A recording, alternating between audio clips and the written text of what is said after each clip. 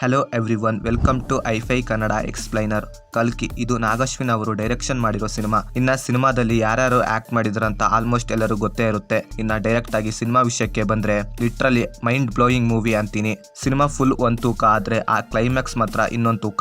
ಅಷ್ಟು impact full ಆಗಿತ್ತು ಆ ಕ್ಲೈಮ್ಯಾಕ್ಸ್. ಇನ್ನ ಸಿನಿಮಾದ ಫ್ಲಾಟ್ ವಿಷಯಕ್ಕೆ ಬಂದ್ರೆ ಭೈರವ ಸಿನಿಮಾದ ಮುಖ್ಯ ಪಾತ್ರಧಾರಿ, the most selfish guy and ಅವನಿರೋದು ಕಾಶಿಯಲ್ಲಿ ಅಂಡ್ ಅಲ್ಲೇ ಇರೋ ಕಾಂಪ್ಲೆಕ್ಸ್ ಪ್ಲೇಸ್ಗೆ ಹೋಗ್ಬೇಕಂತ ಅವನಿಗೆ ಆಸೆ ಇರುತ್ತೆ. ಆದ್ರೆ ಅವನಿಗೆ ಹೋಗೋಕೆ 1 ಮಿಲಿಯನ್ ಬಾಂಟಿ ಬೇಕಾಗಿರುತ್ತೆ. ಆಗ ಕಾಂಪ್ಲೆಕ್ಸ್ ಇಂದ ಸಮ್ 80 ಎಂಬ ಹುಡುಗಿ ತಪ್ಪಿಸ್ಕೊಳ್ತಾಳೆ. ಅವಳನ್ನು ಹಿಡಿದುಕೊಟ್ಟು ಕಾಂಪ್ಲೆಕ್ಸ್ ಗೆ ಹೋಗ್ಬೇಕಂತ ಭೈರವ ರೆಡಿ ಆಗ್ತಾನೆ. ಆದ್ರೆ ಒಂದ್ ಕಡೆ ಅವಳನ್ನು ಕಾಪಾಡೋಕೆ ಅಶ್ವತ್ಥಾಮ ನಿಂತಿರ್ತಾನೆ. ಈಗ ಮುಂದೆ ಏನಾಗುತ್ತೆ ಎಂಬುದನ್ನು ನೀವು ಸಿನಿಮಾ ನೋಡಿದ್ರೆ ತಿಳ್ಕೊಂತೀರಾ. ಇನ್ನ ಸಿನಿಮಾದಲ್ಲಿ ನನಗೆ ಇಷ್ಟವಾಗಿದ್ದು ಸಿನಿಮಾದ ಕಾನ್ಸೆಪ್ಟ್ ಅಂಡ್ ನಮ್ಮ ಹಿಸ್ಟಾರಿಕಲ್ ಕ್ಯಾರೆಕ್ಟರ್ ನ ಯೂಸ್ ಮಾಡಿದ್ದು ನನಗೆ ಲಿಟ್ರಲಿ ಐ ಫೀಲ್ ಕೊಡ್ತು. ಇನ್ನ ಸಿನಿಮಾದ ಆ 20 ಮಿನಿಟ್ಸ್ ಕ್ಲೈಮ್ಯಾಕ್ಸ್ ಅಂತೂ ಯಾವ ಲೆವೆಲಿಗಿತ್ತು ಅಂದ್ರೆ ನಾನಂತೂ ಫುಲ್ ಸ್ಟನ್ ಆಗೋದೆ. ಆ ರೇಂಜ್ ಗಿತ್ತು ಆ ಕ್ಲೈಮ್ಯಾಕ್ಸ್. ಇನ್ನ ಸಿನಿಮಾನ ಮಹಾಭಾರತ ಕಾಲಘಟ್ಟದಿಂದ ಸ್ಟಾರ್ಟ್ ಮಾಡಿದ್ದು ಚೆನ್ನಾಗಿತ್ತು and first of full proper ಆಗಿ ಸ್ಟೋರಿನ ಬಿಲ್ಡ್ ಮಾಡ್ಕೊಳಕ್ಕೆ ಯೂಸ್ ಮಾಡಿದ್ದಾರೆ. ಆದ್ರೆ ಸ್ವಲ್ಪ ಸ್ಲೋ ಅನ್ಸ್ಬೋದು. ಆದ್ರೆ ಅದು ಇಂಟರ್ವಲ್ ಬ್ಲಾಕ್ ಬರೋ ತನಕ ಮಾತ್ರ. ಇಂಟರ್ವಲ್ ಬ್ಲಾಕ್ ನಂತರ ಬರೋ ಸೀನ್ಸ್ ಎಲ್ಲ ಟಾಪ್ ಕ್ಲಾಸ್ ಆಗಿತ್ತು. ಮತ್ತೆ ಭೈರವ ಮತ್ತೆ ಅಶ್ವತ್ಥಾಮ ನಡುವೆ ನಡೆಯುವ ಆಕ್ಷನ್ ಸೀನ್ ಅಂತೂ ನಾನಂತೂ ಫುಲ್ ಎಂಜಾಯ್ ಮಾಡಿದೆ. ಹಾಗೆ ಕಮಲ್ ಹಾಸನ್ ಸರ್ ನ ಇಂಟ್ರೊಡ್ಯೂಸ್ ಮಾಡಿದ ಸೀನ್ ಅಂತೂ ಸಖತ್ತಾಗಿತ್ತು. ಇನ್ನ ಸಿನಿಮಾದಲ್ಲಿ ಹೈ ಗೂಸ್ ಬಂಪ್ಸ್ ಕೊಡೋ ಸೀನ್ಸ್ ಅಂತೂ ತುಂಬಾನೇ ಇದೆ. ಆ ಕ್ಲೈಮ್ಯಾಕ್ಸ್ ಅಲ್ಲಿ ಬರೋ ಆ 30 ಮಿನಿಟ್ಸ್ ಸೀನ್ ಅಂತೂ